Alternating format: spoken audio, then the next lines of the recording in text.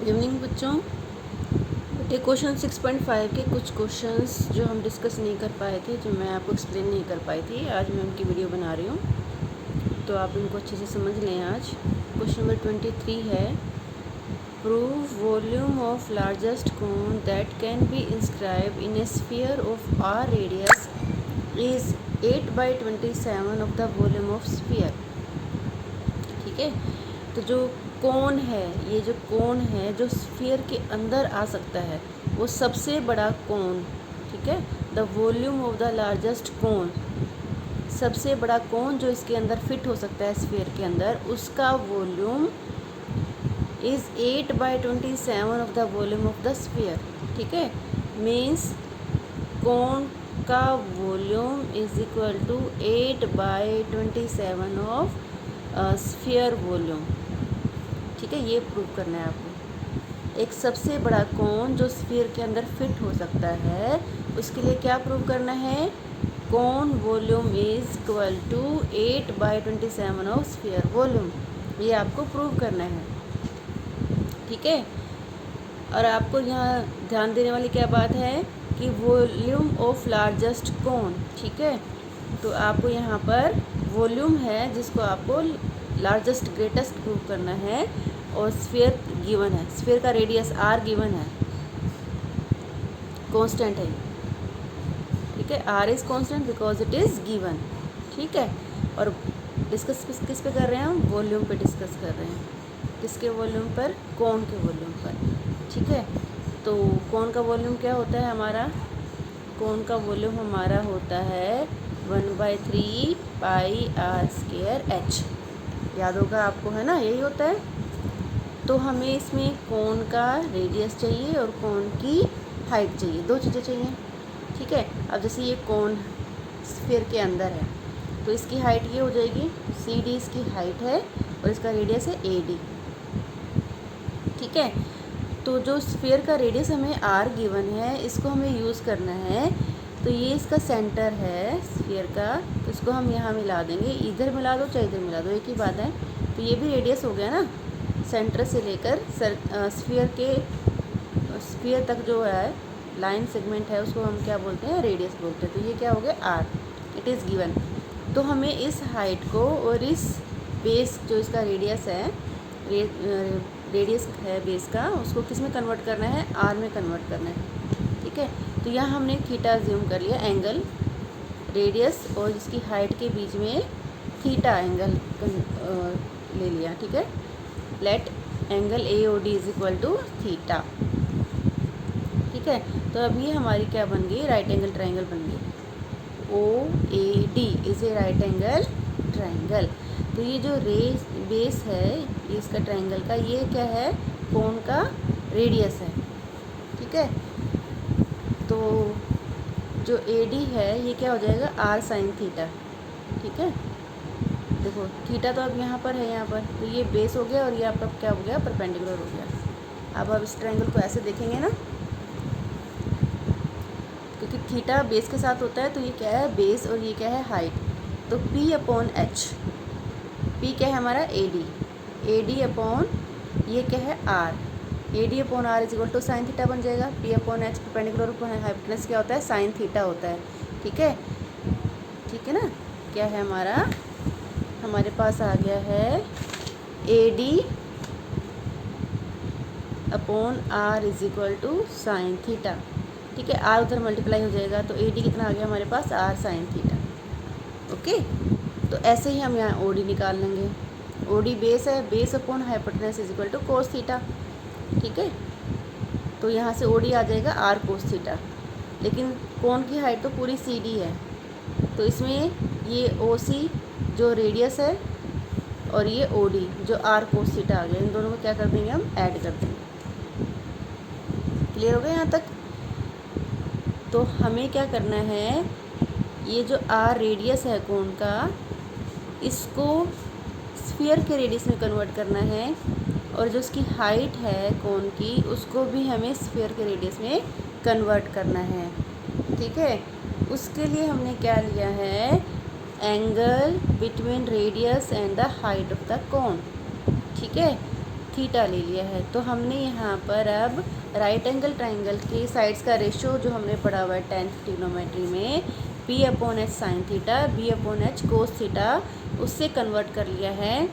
ये हमारा परपेंडिकुलर है, ये हमारा बेस है और ये हमारा हाइपोटेनस है। ठीक है, तो हमारा जो रेडियस है बेस ट्राइंगल का, सॉरी कोण का जो बेस है उसका रेडियस AD है, वो हमारा R साइन थीटा आ गया। और जो हमारा OD है वो हमारा R कोस थीटा आ गया। और जो कोण की हाइट है वो हमारी होगी OC प्लस OD। OC क्या है? रेडियस है स्फीयर का जो R गिवन है, तो वो हमारा हो गया R प्लस R कोस थीटा। ठीक है, ओके। तो अब हमारे पास ये रेडियस भी आ गया है और हाइट भी आ गई है। तो अब हम यहाँ अप्लाई कर देंगे, क्या आ जाएगा हमारे पास? Volume of the cone is equal to 1/3 pi R square H। ठीक है, R क्या था हमारे पास? R साइन थीटा, तो ये हो जाएगा R square sine square theta, और H हमारे पास है R प्लस R कोस थीटा। ठीक है ना, ये आ गया सारा। अब क्या है, यहाँ से R कॉमन आ जाएगा और यहाँ R स्क्वायर है, तो पाई R³ ये तो हमारा कांस्टेंट है।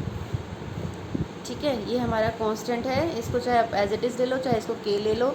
अगर आप बार बार इसको नहीं लिखना चाहते तो आप इसको एज्यूम कर लो K है, इसको K भी लिखते रहो यहाँ। ठीक है, यहाँ हमारा क्या बच गया? Sine theta into 1 plus cos theta. तो इसको हमें डिफ्रेंशिएट करना है। अब आप इसको साइन थीटा को अंदर मल्टीप्लाई करके भी कर सकते हो, और आप इसको U&V भी लगा सकते हो। ठीक है, U&V तो आपको वैसे लगाना ही पड़ेगा, क्योंकि जब एक साइंस के थीटा आ गया, इसका डिफ्रेंशिएशन तो आराम से हो जाएगा। लेकिन जब साइंस के कोस थीटा मल्टीप्लाई करके लिखोगे तो भी आपको U&V लगाना है। ठीक है, यहाँ कोई हार्ड एंड फास्ट रूल नहीं है कि जैसे मैंने डिफ्रेंशिएट किया है आप भी ऐसे करो, आपकी इच्छा है, पर आंसर शुड बी करेक्ट। ठीक है, तो यहाँ मैंने U&V लगाया है। ओके, तो आप डेरिवेटिव लेंगे d/d थीटा, ये तो कांस्टेंट है, एज इट इज़ आ जाएगा। अब साइन स्क्वायर थीटा में पहले स्क्वायर का करेंगे, 2 sine theta cos theta. Square का करेंगे 2 साइन थीटा आ गया, साइन थीटा का करेंगे कोस थीटा आ गया। ठीक है, और सेकंड जो फंक्शन है as it is 1 plus cos theta as it is. फिर अगली बार क्या किया है? Sine theta as it is, 1 का डेरिवेटिव 0, कोस थीटा का डेरिवेटिव माइनस साइन थीटा। ठीक है, उससे नेक्स्ट स्टेप में क्या किया है? ये अंदर मल्टीप्लाई हो जाएगा, 2 साइन थीटा कोस थीटा 1 से मल्टीप्लाई हो जाएगा, 2 साइन थीटा कोस थीटा से मल्टीप्लाई हो जाएगा, और ये sign square theta sine theta से मल्टीप्लाई हो जाएगा। यहाँ तक आ गया। ठीक है, इजी था। अब क्या करना है? इस कोस स्क्वायर को साइन स्क्वायर में बदल देना है। क्या लिखेंगे इसकी जगह पे? कोस स्क्वायर थीटा क्या होता है? 1 माइनस साइन स्क्वायर थीटा। ठीक है, 1 माइनस साइन स्क्वायर थीटा लिख दिया। फिर इसको ब्रैकेट को खोल देंगे, तो हमारे पास ये आ गया 2 sine theta cos theta plus 2 sine theta, तो ये मल्टीप्लाई हो जाएगा minus 2 sine cube theta minus sine cube theta.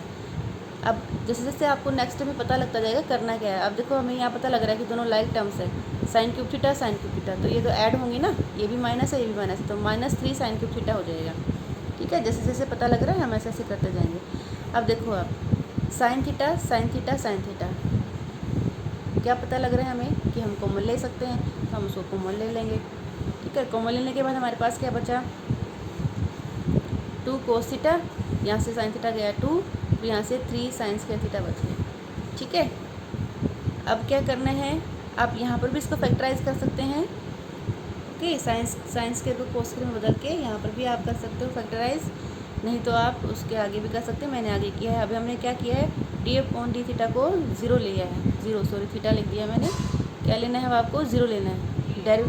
Second step हमारा क्या होता है? डेरिवेटिव को हम क्या ले लेते हैं? 0 ले लेते हैं। तो इसमें 2 फैक्टर हैं, ये कांस्टेंट है, ये तो 0 हो जाएगा, लेकिन ये जो है एक फैक्टर है साइन थीटा, और ये 0 नहीं हो सकता। ठीक है, साइन थीटा 0 क्यों नहीं हो सकता? क्योंकि साइन थीटा 0 किस भी वैल्यू देता है? 0 पे देता है, तो थीटा 0 नहीं हो सकता। क्योंकि जब हम साइन थीटा को 0 लेंगे तो इसका मतलब है कि थीटा क्या हो गया? 0 हो गया। लेकिन ये पॉसिबल नहीं है, यहाँ पर ये थीटा 0 पॉसिबल नहीं है। ओके, तो ये तो हमारा हो गया नॉट पॉसिबल। तो सेकंड फैक्टर हमारा क्या बचता है? ये बचता है 2 cos theta plus 2 minus sine 3 sine square theta, तो हम इसको 0 ले लेंगे अब। ओके, तो इसको 0 ले लिया हमने, 2 cos theta plus 2 minus 3 sine square theta is equal to 0। तो यहाँ पर साइन और कोस दोनों ही हैं, तो हम क्या करेंगे? इस साइन स्क्वायर को कोस में बदल लेंगे तो ये हो जाएगा 1 माइनस कोस स्क्वायर थीटा। अब ये जो हमारा इक्वेशन है ये सारी कोस में बदल जाएगी, 3 cos square theta plus 2 cos theta minus 1। ठीक है, आप क्या करेंगे, साइन स्क्वायर को भी कोस स्क्वायर में बदल लेंगे तो उससे हमारी एक क्वाड्रेटिक इक्वेशन बन जाएगी, जैसे 3x square plus 2x minus 1, इस तरह से। ठीक है, जैसे हमारी ये होती है 3x square plus 2x minus 1 is equal to 0। यहाँ पे x की प्लेस में हमारे पास क्या है, कोस थीटा है।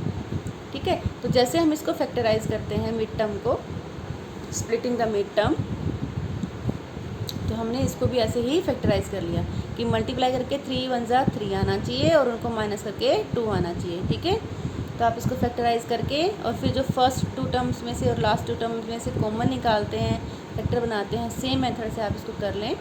ठीक है, या मैं करके दिखाऊं, देखो यहाँ पर आप 3 कोस स्क्वायर थीटा, अब मल्टीप्लाई करके 3 आना चाहिए और माइनस करके 2 आना चाहिए, तो 3 1 जा 3 हो जाएगा ना, plus 3 cos theta minus cos theta minus 1। तो 3 कोस थीटा और माइनस कोस थीटा को अगर हम सोल्व करते हैं तो 2 कोस थीटा आ जाएगा और इनका प्रोडक्ट 3 और माइनस उनका प्रोडक्ट हो जाएगा 3 1 जा 3 के बराबर, है ना। ऐसे फैक्टराइज करते हैं ना, और इनमें से कॉमन निकाल लेंगे और इनमें से कॉमन निकाल लेंगे तो हमारे पास 2 फैक्टर बन जाएंगे। एक हमारे पास बन जाएगा कोस थीटा प्लस 1, एक हमारे पास बन जाएगा 3 कोस थीटा माइनस 1। अब इस फैक्टर को जब हम 0 लेते हैं, cos theta is equal to minus 1 आ गया, जो पाई पर होता है। ठीक है, कोस 0 पे 1 होता है और पाई पे माइनस 1 होता है सेकंड क्वाड्रेंट में। ये भी पॉसिबल नहीं है। ठीक है, पाई मतलब 180 डिग्री एंगल, तो ये एंगल 180 का भी नहीं हो सकता है। ठीक है ना, तो 180 भी यहाँ पॉसिबल नहीं है, तो ये भी हमारा रिजेक्टेड है, it is not possible, theta pi नहीं हो सकता। तो हमारे पास क्या ऑप्शन बचा है, सिर्फ ये ऑप्शन बचा है, 3 cos theta minus 1 is equal to 0। तो उससे आ गया हमारा cos theta is equal to 1/3। ठीक है, क्या आ गया, cos theta is equal to 1/3 आ गया हमारे पास। अब कोस थीटा है तो हम साइन थीटा निकाल सकते हैं। ठीक है, साइन थीटा कहता है √1 minus cos square theta, cos theta की वैल्यू 1/3 यहाँ रख दी, तो हमारे पास साइन थीटा आ गया 2√2/3। ठीक है, कि √8 क्या होता है, 2√2 होता है और √9 का 3 होता है। ठीक है, तो ये हमारे पास क्या आ गया है, साइन थीटा भी आ गया है। ओके, अब हमें क्या करना है, इसको लार्जेस्ट प्रूव करना है, डेरिवेटिव टेस्ट लगाना है। तो हम यहाँ पे सेकंड डेरिवेटिव नहीं करेंगे क्योंकि हमारा सेकंड डेरिवेटिव और भी लेंथी हो जाएगा, है ना। तो फर्स्ट डेरिवेटिव में ही हमें इतना ज़्यादा लेंथी करना पड़ा है यहाँ पर, क्योंकि प्रोडक्ट में है ये, यहाँ तक हमें सोल्व करना है फैक्टराइज करने के लिए, तो ये भी काफ़ी लेंथी हो गया है। सेकंड में और भी लेंथी हो जाएगा, तो हम इसमें फर्स्ट डेरिवेटिव टेस्ट लगाएंगे। कौन सा लगाएंगे, फर्स्ट डेरिवेटिव टेस्ट लगाएंगे। तो यहाँ पर हमें इन फैक्टर्स पे ध्यान देना है। जैसे हमारा, मैं आपको लिख के दिखाती हूँ, हमारा dv/d थीटा क्या है, dv/d थीटा हमारे पास है 3r³ पाई है ऊपर, पाई r³ 3 sine theta. Sine theta के बाद हमारी ये जो टर्म थी उसको हमने फैक्टराइज कर लिया था। एक फैक्टर हमारे पास था 3 कोस थीटा माइनस 1 और दूसरा फैक्टर हमारे पास है कोस थीटा प्लस 1। ठीक है, तो ये हमारा फर्स्ट डेरिवेटिव है। क्या है, ये हमारा फर्स्ट डेरिवेटिव है। तो बेटा अब हमारे पास कोस थीटा आ गया है 1/3। ठीक है, तो हम इसमें थीटा पे नहीं, कोस थीटा से ही अब हम इसको चेक करेंगे। यहाँ से ये तो हमेशा पॉजिटिव रहेगा और साइन थीटा भी हमेशा पॉजिटिव रहेगा क्योंकि ये फर्स्ट क्वाड्रेंट की वैल्यू है। ठीक है ना, अब ये -1 का फ़र्क पड़ेगा, यहाँ पर माइनस है, इससे फ़र्क पड़ेगा कि लेफ़्ट में जाते हैं तो नेगेटिव होगा या पॉजिटिव होगा और राइट में जाते हैं तो नेगेटिव होगा या पॉजिटिव होगा। तो सिर्फ इस फैक्टर को चेक करना है आपको। ठीक है, sine theta will be always positive क्योंकि ये √3/2 आया है, पॉजिटिव है, और कोस थीटा प्लस 1 ये भी आपका पॉजिटिव रहेगा। ठीक है, क्योंकि 1/3 के लेफ़्ट में और राइट में, जस्ट लेफ़्ट और जस्ट राइट, थोड़ा सा ही तो डिफरेंस लेना होता है ना हमें, तो उसमें ये पॉजिटिव ही रहेगा। चेक कहाँ करना है, सिर्फ इस पे करना है। ठीक है, अब देखो, अब यहाँ पर cos थीटा 1/3 है, इसमें ये 0 बन जाता है, 1/3 पे क्या बन जाता है 0। तो इसकी लेफ्ट में क्या रहेगा, ये क्या रहेगा, हाँ जी क्या रहेगा ये, देखो अब थीटा की आपको टेबल याद है आपको, थीटा जो है cos थीटा जो है 0 पे क्या वैल्यू देता है 1, हम cos थीटा की बात कर रहे हैं, 0 पे 1 वैल्यू देता है, ठीक है। अब आपकी 30 डिग्री पे ये क्या वैल्यू देता है √3/2 देता है, फिर 45 पे क्या वैल्यू देता है ये आपको 1/√2 देता है, फिर 60 पे क्या देता है ये आपको 1/2 देता है, और 90 पे क्या देता है ये 1 वैल्यू, 90 पे ये 0 वैल्यू देता है। तो क्या है, जैसे जैसे थीटा बढ़ रहा है वैसे वैसे हमारी वैल्यू घट रही है, ठीक है, समझ में आ गया। थीटा बढ़ रहा है, देखो 0, 30 डिग्री, 45 डिग्री, 60 डिग्री, 90 डिग्री, तो थीटा तो बढ़ रहा है लेकिन वैल्यू क्या हो रही है, डिक्रीज़ हो रही है, मतलब थीटा इंक्रीज़ हो रहा है और जो वैल्यू है वो डिक्रीज़ हो रही है, ठीक है। थीटा बढ़ रहा है, वैल्यू डिक्रीज़ हो रही है, और उल्टा वाइस वर्सा भी है इसमें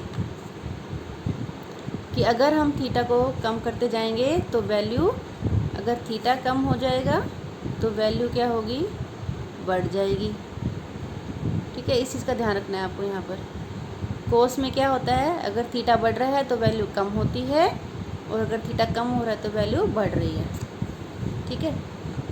तो आपको यहाँ पर भी ध्यान रखना है, जब थीटा कम हो रहा है तो वैल्यू क्या हो रही है, बढ़ रही है, तो वैल्यू यहाँ पर पॉजिटिव आएगी, क्योंकि वो इससे बढ़ जाएगी, 1/3 से बढ़ के वैल्यू आएगी, तो वो क्या बना देगी, इसको पॉजिटिव बना देगी, ठीक है। तो आप एक लाइन लिख भी सकते हैं, since theta decreases value increases, ठीक है। यहाँ पर आप इसके लिए आप अपना रीज़न भी लिख सकते हैं, since theta decreases so value increases,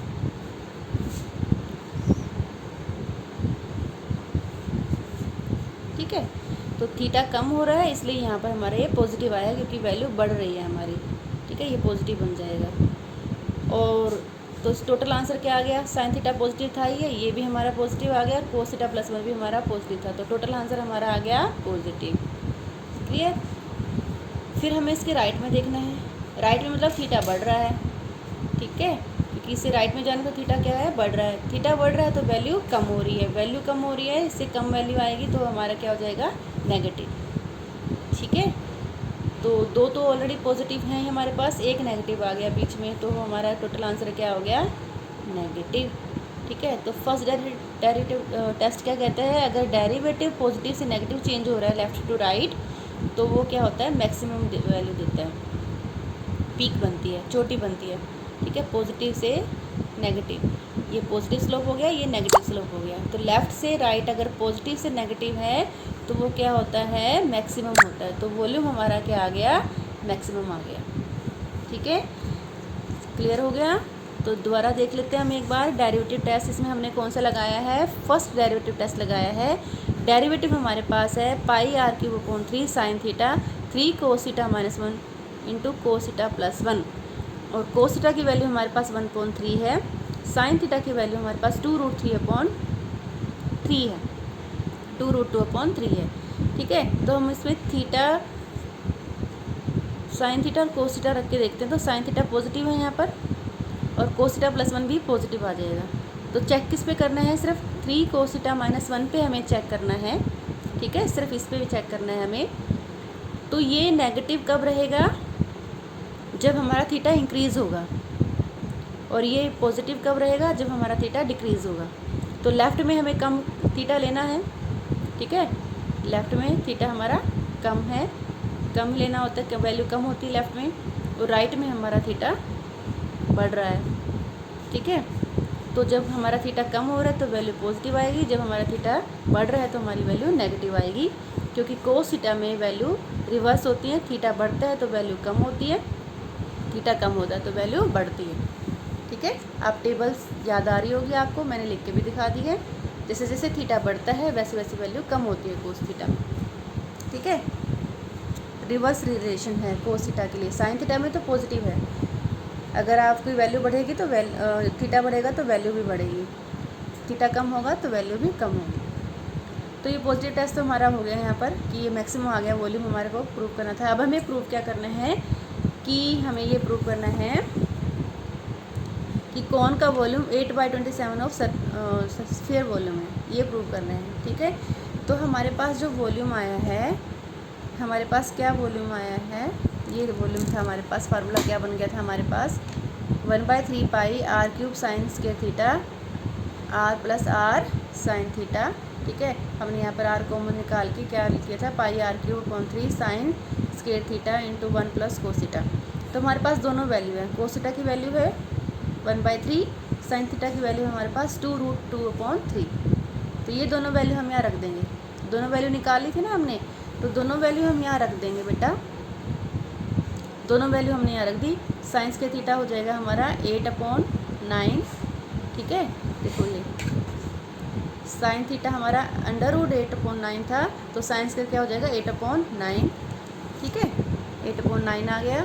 और कोस थीटा हमारे पास 1/3 था। इसको सोल्व करेंगे हम एलसीएम लेके, तो हमारा आंसर आ जाएगा 32/82 पाई r³। ठीक है, तो इसमें से हम 8/27 अलग निकाल लेंगे। 32/81 में से हमने 8/27 अलग निकाल लिया, तो हमारे पास क्या बचा, 4/3 पाई r³। क्या बचा हमारे पास, 4/3 पाई r³ and it is the formula of volume of sphere. ठीक है, तो कौन का वॉल्यूम किसके इक्वल प्रूव हो गया, 8/27 into volume of the sphere prove हो गया। क्लियर।